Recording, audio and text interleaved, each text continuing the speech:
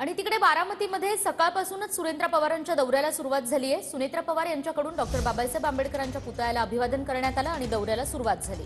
बारामतीमधील विविध भागांमध्ये सुनेत्रा पवार यांच्या भेटीगाठी सध्या सुरू आहेत। लोकांच्या भेटीगाठी घेत सुनेत्रा पवार त्यांच्या समस्याही जाणून घेत आहेत। तर सुनेत्रा पवार यांच्या कार्याच्या परिपत्रकाचं सुद्धा विविध ठिकाणी वाटप करण्यात येत आहे।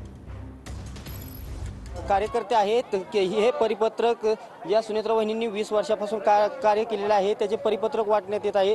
त्याबद्दल आपण त्यांच्याकडून माहिती घेणार, काय नक्की हे परिपत्रक आहे आणि ते लोकांना वाटण्यात येत आहे। ही परिपत्रक आहे त्या बारामती शहरातील विकास कामाचं परिपत्रक आहे।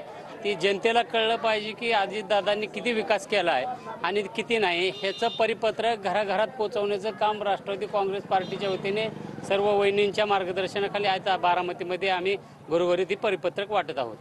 बऱ्याच चांगल्या पद्धतीची कामं फोरमच्या माध्यमातून तुम्ही बघितलं तर लोकांच्या डोळ्यांचे मोतीबिंदूचे ऑपरेशन, लाखो लोक दरवर्षी आदरणीय अजितदादांच्या वाढदिवसानिमित्त त्या ठिकाणी येतात।